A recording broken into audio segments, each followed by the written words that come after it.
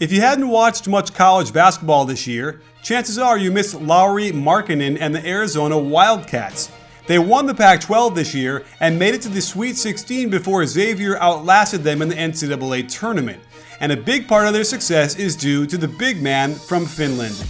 He blended into Sean Miller's offense seamlessly and was able to merge guard-like skills in a big man's body, calling to mind the likes of Dirk Nowitzki or a less athletic and less aggressive Kevin Durant. Markkanen attacked most out of spot-up situations, indicating Miller was willing to let his 7-footer get out on the wing and exploit mismatches along the perimeter. Out of this Horns formation, Markkanen pops out to the top while the ball screener rolls. I love how he attacks on the catch, and check out the floating lefty hook, nice. He understands how to take advantage right on the catch and get middle from all over the floor. Another lefty half hook, and the foul shows you his high degree of skill and touch. Same kind of attack from the top, but notice the off-foot finish lefty. Not easy to do, and he pulls it off with ease, off the glass no less.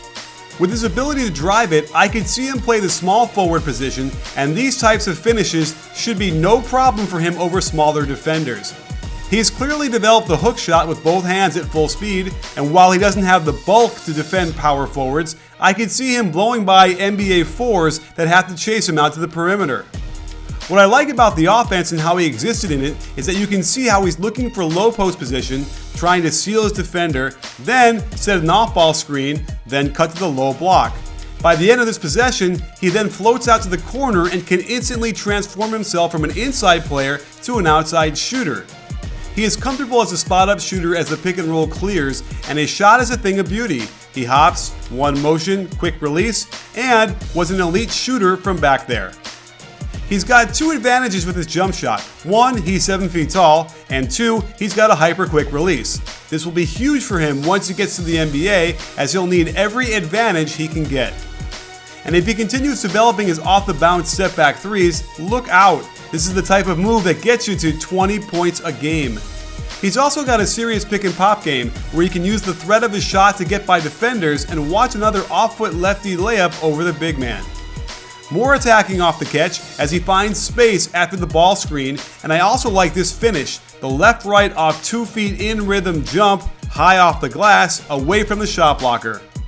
He doesn't set very physical screens at all, something he's going to need to improve dramatically, but his slip screen game is strong, and he can make shots at the basket and as a mid-range shooter. Let's face it, he's a tough guy to guard.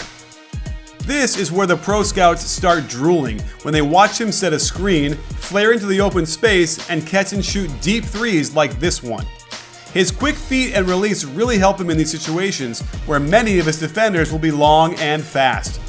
And that shot scares defenses enough to over-pursue their closeouts, allowing him to put the ball on the floor where he's shown signs of strong finishes off dunks, but can also make difficult catches in traffic and still finish over the defender with nice touch in the lane. What made him so difficult to guard in the half court was that Markkanen can also post up. I've already gushed enough about his left hand, but check the lefty jump hook from 12 feet out. He scans the floor well, dribbling with his head up and a threat to pass before going to that lefty hook again. He's got good balance and takes his time, able to use the spin move to the baseline to seal his man off and then avoid the strip and finish through contact. He is delightfully old school down there, where he has a gorgeous sweeping right hook that is shot softly with touch. And Arizona used the ball screen roll to get him good low post position, an action lots of NBA teams run.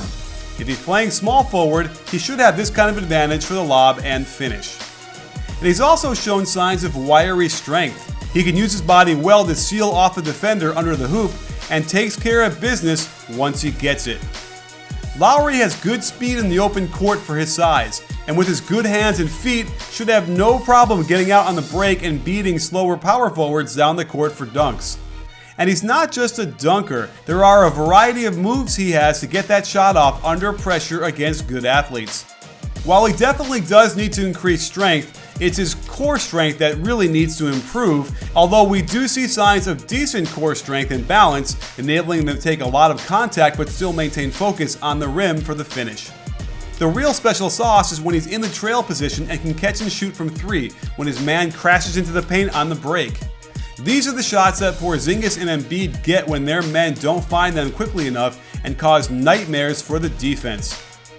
Defensively is another story. His posture is bad. His head is way too far forward in his stance, and it makes him a lot slower than he already is. On this play, he is better at keeping his nose behind his toes, but you can see he reverts to a position where his head is too far forward, causing his weight to shift too much towards his man and limiting his lateral quickness. That said, he's long and jumps well and has been able to recover from these issues from time to time. Again, his stance is a problem and can be easily fixed. He's crouched too low, his back is curved, and these are fixed with more core strength and better posture. It's unclear how long it would take to teach proper posture and positioning, but there's a solid defender in there somewhere. He just hasn't been taught how to find it. Once he cleans up all the extra steps he takes and learns to hone in on his man's waist, he'll be able to contest with his length and force misses. Until then, he'll struggle moving laterally to keep his man in front, and savvy NBA vets will know how to get him in foul trouble. So there you have it, sports fans. Lauri Markkanen is, in my opinion, the best 7-footer in this draft. He's got extraordinary skills for someone so young. His game is tailor-made to be a power forward in small ball lineups, and if he gets with the right strength and conditioning coach, he could make an impact on the defensive end as well. Keep your eye out for him next season. If he goes to the right team and is in the right situation, he'll be competing for Rookie of the Year honors.